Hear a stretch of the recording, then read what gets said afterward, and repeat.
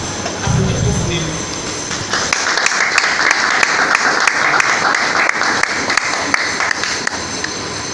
Alors nous devons savoir que dans ce programme, il est question de mettre la bande dessinée au centre de l'événement. La bande dessinée au centre de l'événement comme... Et devant... Bon, je suis Ilerbi Mbala, je suis professeur de communication à l'UPEN et à l'Université catholique et visiteur dans d'autres universités aussi. Merci professeur. Dans la conférence, nous voulions en quelque sorte, si vous pouvez nous résumer la bande dessinée en RDC et dans son temps. La bande dessinée congolaise, comme je l'ai dit, elle existe depuis 1950, selon mes recherches. La bande dessinée congolaise a évolué jusqu'à aujourd'hui, où, comme vous avez suivi M. Kache l'a dit, nous avons beaucoup de dessinateurs à l'étranger comme au pays. Ils continuent à publier au nom du Congo. Ils prennent part à des grandes rencontres, des grandes messes de la bande dessinée comme Angoulême, comme le festival d'Alger, la plupart même au festival de Bilili à Brazzaville. La plupart de nos dessinateurs, de nos bénéistes se retrouvent dans ces rencontres internationales sur la bande dessinée, francophone ou anglophone. Et nos dessinateurs sont là, surtout pour faire la promotion de la culture. D'ailleurs,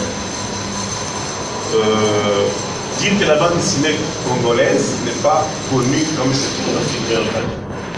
Je sais que dans le domaine européen, il y avait la filière passée des écoles, aller dans des écoles pour parler de la bande dessinée. Donc moi j'ai appris à lire la bande dessinée, personne ne m'avait appris comment lire la bande dessinée. Dans nos écoles, il y avait de la bibliothèque, il y avait dans la bibliothèque des bandes dessinées. J'ai lu pratiquement tout un temps à l'état secondaire. Parce que chaque fois qu'on voyait une bande dessinée, à travers la bande dessinée, on est parti des Moukoulou jusqu'à la nouvelle dynamique. C'est tous ces jeunes, la nouvelle dynamique qui continuent à faire la promotion de la bande dessinée congolaise. Et ils ont adopté une politique d'auto-édition où ils font faire leurs BD à partir de la Chine à moins cher. Et ils sont aujourd'hui, surtout avec leur dernier album Mokele, que la bande dessinée congolaise donne toujours des signes de vie. Professeur, vous avez évoqué parmi les 3 objectifs de médias, informer, éduquer et divertir. Vous avez aussi dit que la bande dessinée fait partie du média. Alors pouvez-vous revenir sur, en quelques mots par rapport à votre intérêt de votre sujet de conférence? Oui, c'est une démarche pour moi. Avant d'étudier une expression culturelle, il faut la définir. Alors moi je définis la bande dessinée comme un média. Et en tant que média, il remplit les 3 fonctions. Il faut se rabattre maintenant au théâtre et au cinéma pour une culture forte en termes d'identité culturelle et survie. En tout cas, qu'il s'agisse du cinéma, qu'il s'agisse du théâtre, qu'il s'agisse de la bande dessinée, tout ça, vous avez vu dans certains cours comme le cours de communication pour le développement, ce sont des supports, ce sont des moyens qu'on utilise pour éduquer, qu'on utilise pour vulgariser, qu'on utilise pour sensibiliser. Maintenant, ce qui reste à savoir, les organisateurs, les vulgarisateurs, ceux qui s'occupent de la sensibilisation, quand ils utilisent la bande dessinée, ils vont l'utiliser dans quelle langue?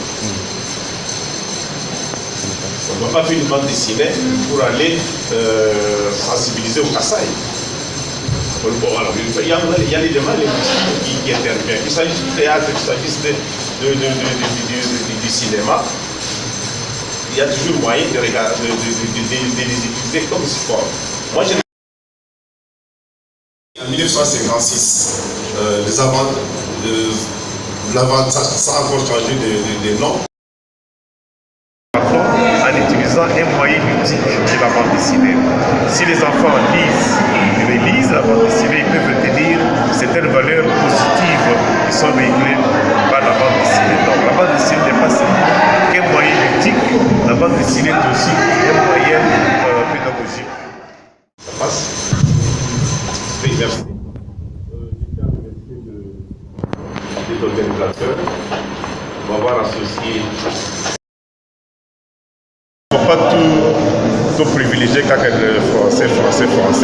Bon, le français, c'est les langues langue nationale la langue officielle na biso oyo ezopermettre biso tozala en contact na balinga mosusu mais tokokobosana te ke po message eleka il faut tokoma babande desina yango na lingala na kikongo na swahili nao na nini ou bien okozala première version en français et puis l'annonce, il y avait même l'annonce de la sortie de cet album Bélier.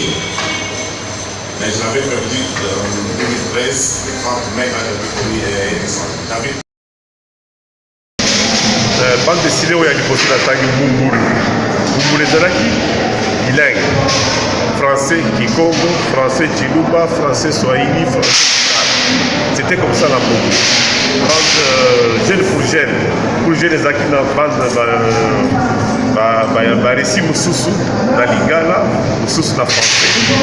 Bon, akananga na journal moko kombo nango tekeme na ye bande dessinée ezalaki na Chiluba. Donc ils ont effort de fournir pour que babande mosusu na linga na biso. Je soutiens les organisateurs et je souhaiterais que ça ne s'arrête pas ici les musées nationaux, que cette démarche aille plus loin jusqu'à atteindre même les ministères de l'enseignement primaire et secondaire pour que... Africaine, la même question qui revenait, est-ce qu'elle existe? J'ai passé tout mon temps de licence en communication, de doctorat en communication, pour prouver qu'il existe une bande dessinée africaine. Et les résultats sont les deux ouvrages qui sont là. Et plus ma thèse, je n'ai pas encore publié, je n'ai pas envie de la publier pour des raisons personnelles.